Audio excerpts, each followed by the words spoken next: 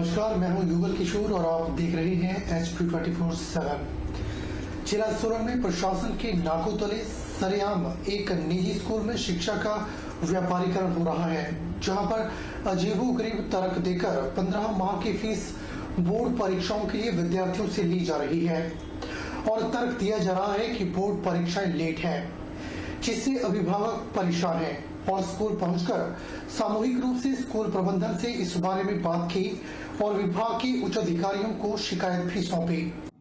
जिला सोलन में प्रशासन की नाकों तले सरेआम एक निजी स्कूल में शिक्षा का व्यापारीकरण हो रहा है, जहां पर अजीबोगरीब तर्क देकर 15 माह की फीस बोर्ड परीक्षाओं के लिए विद्यार्थियों से ली जा रही है और तर्क दिया जा रहा है कि बोर्ड परीक्षाएं लेट हैं। इसी वजह से ऐसा किया गया है, जिससे अभिभावक परेशान हैं और स्कूल पहुंचकर सामूहिक रूप से स्कूल प्रबंधन से इस बारे में बातचीत की और विभाग के उच्च अधिकारियों को शिकायत सौंपी। अभिभावकों ने बताया कि 15 माह की फीस लेना उचित नहीं है और ऐसा स्कूल प्रबंधन नहीं कर सकता। उन्होंने कहा कि वे इसके विरोध में हैं और परिजनों के अनुसार उनके बच्चों का शोषण हो रहा है और वे सरकार और प्रशासन से न्याय की मांग कर रहे हैं। उन्होंने कहा कि उन्होंने 12 माह की फीस जमा करवा दी है, लेकिन 3 माह की फीस और मांगी जा रही है। गुरुकुल इंटरनेशनल स्कूल हमारे से जो है, हमने 21-22 का जो सेशन है इनका, उसकी हमने पूरे साल की फीस जमा कर दी हुई है। अब एक्स्ट्रा फीस 3 महीने की जो ली जा रही है हमारे से, उसके बारे में हम ये सोचते हैं कि भाई ये बिल्कुल गलत हो रहा है हमारे साथ।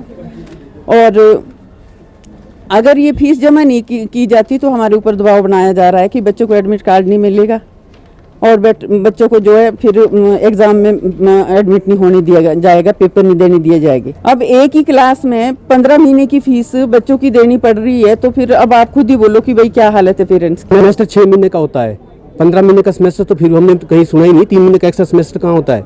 6 महीने के सेमेस्टर होते हैं।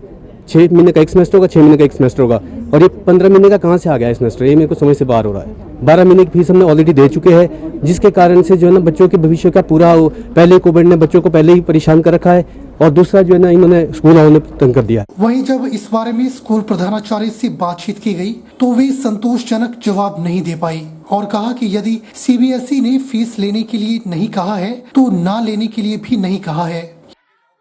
CBSE के इस साल में 2 टर्म्स हुए हैं, 2 सेमेस्टर्स हुए हैं, टर्म 1 एंड टर्म 2। टर्म 1 जो ख़त्म हुआ है वो नवंबर-दिसंबर में ख़त्म हुआ है।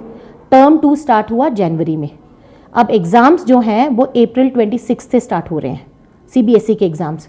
सो जनवरी से लेके अप्रैल तक पूरी पढ़ाई हुई है, क्लासेस कंडक्ट हुए हैं, प्रैक्टिकल्स हुए हैं, प्लस प्री बोर्ड्स भी हुए हैं। Not once but twice we have taken the pre board because the children were not prepared in the first pre-board, so we found it to be our moral responsibility and therefore we conducted the classes, we did the revision classes, we have conducted practicals also, and since we have delivered service, so we have charged for these months. शिक्षा विभाग के उपनिदेशक जगदीश चंद्र नेगी ने बताया कि ऐसा करना गलत है और इस तरह से कोई भी स्कूल बिना अनुमति के नहीं कर सकता।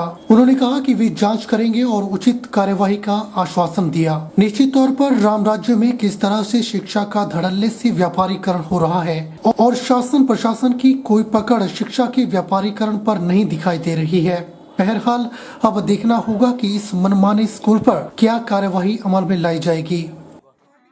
सुंदरनगर विधानसभा क्षेत्र की ग्राम पंचायत डहर में नवस्तरोन्नत नागरिक चिकित्सालय डहर का शुभारंभ स्थानीय विधायक राकेश चौहान ने विधिवत पूजा अर्चना के साथ किया।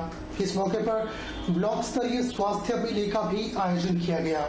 आजादी का अमृत महोत्सव आजादी की 75वीं वर्षगांठ को यादगार बनाने के लिए देश भर में आजादी का महोत्सव मनाया जा रहा है। इसी कड़ी में आज उप तहसील डहर में भी विशेषज्ञों के द्वारा एक स्वास्थ्य मेले में लोगों के स्वास्थ्य की जांच एवं निःशुल्क दवाइयां प्रदान की गई और लोगों के स्वास्थ्य की भी जांच की गई। इस मौके पर CMO doctor Devendra Sharma, SDM Dharmeshwar Motra, PMO doctor Avinash भी मौजूद रहे।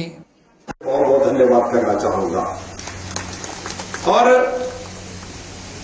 छोटी मोटी कोई बीमारी अगर हमारे क्षेत्र में यहाँ पर किसी व्यक्ति को हो जाए और उनको एडमिट करना पड़े, कभी डायरिया हो जाए, कुछ और छोटी सी ऐसी कोई बीमारी हो जाए, तो हमारे पास यहाँ पर इंडोर की सुविधा नहीं थी। आज हमारे नए भवन का उद्घाटन भी हो गया और हॉस्पिटल का दर्जा भी बढ़ गया।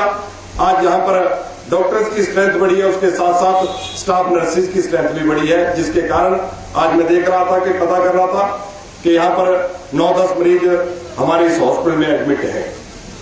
और हम चाहते हैं कि माता शीतला से भी प्रार्थना करना चाहते हैं, देवी देवताओं से भी प्रार्थना करना चाहते हैं कि हमारे क्षेत्र की जनता स्वस्थ रहे। लेकिन फिर भी जब कभी किसी को बीमारी की स्थिति में अगर अपने इलाज के लिए, फर्स्ट एड के लिए कहीं पर आना हो, तो हमारे इस हॉस्पिटल में अच्छे डॉक्टर, अच्छा स्टाफ आज काम कर रहा है। मैं सिविल हॉस्पिटल डहर के स्टाफ को भी अपनी ओर से कहना चाहूंगा कि डॉक्टरों की जो भूमिका है और स्वास्थ्य विभाग में काम करने वाले कर्मचारियों के प्रति जो जनता का नजरिया है, बहुत मान इज्जत के साथ जनता डॉक्टर्स और हेल्थ डिपार्टमेंट के लोगों की मान इज्जत करती है।